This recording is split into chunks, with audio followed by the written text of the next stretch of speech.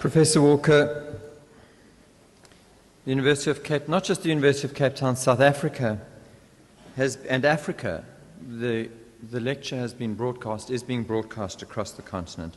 And I fail to express a special welcome to the Conference of African Student Leaders, which is happening in South Africa at the University of Cape Town today. And those leaders will take back the message. We have been honored this evening to listen to the words of someone who is gifted not only in the powerful expression of language, but also in calling the world to respond with compassion to the injustices that have moved her to action.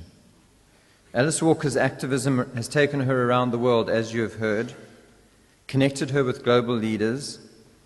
She has visited Rwanda, Eastern Congo, Gaza, become a vocal witness to the human suffering in those places and around the world. And in most of those struggles, gender inequalities and gender oppression, women's oppression, has been present and pervades and overlays those struggles and those sites of resistance. We have a sense also through her lecture of how this global fight for freedoms and the global fight for the future of our environment is driven by activists who nourish each other and have nourished each other over many decades, how they take strength from each other's struggles and how important it is to link up with each other. She has reminded us through her lecture of the power of the word and of the poem and of the artist to get us to see truth, to see abuse, to see potential. And she has certainly demonstrated her fearlessness, as many of you will know, not only in countries outside of the US, but when she's been outraged by the actions of her own government, she has written to her own presidents and spoken out there.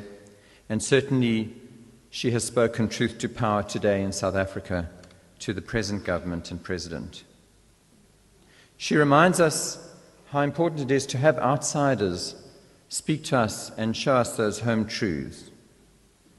Perhaps more than anything, she has held up a mirror to us to see our own society again, a mirror which we have avoided looking into over the last few years because we know what we'll see and we're afraid of it and we don't want to acknowledge it. But Professor Walker has this evening forced us to look into it in the gentlest way, with the kindest words, with the most beautiful words, but with very powerful words. And then she has offered us hope. She has reminded us, as Steve Biko did, that we are beautiful, that we can be better people, that we can make a better society, that this is in our hands, and that perhaps the thing we need most to guard against is a reliance on external leaders, on other people to lead us, and that we need to find that inner leadership, find it in ourselves, find it in our communities, in our small groups, and that the first step to doing that is through raising consciousness, through working with friends and colleagues to form a plan of action.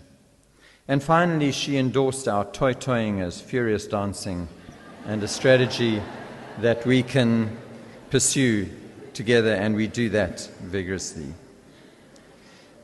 Professor Walker, it has been a tour de force. I think everyone here, you've seen from the reaction of the audience, feels privileged to have been present tonight. And I'd like to invite the President of the Students' Representative Council, Mr. Sizwe Mpofu-Walsh, to come up and with Mr. Nkosinathi Biko to present to you a gift of our appreciation.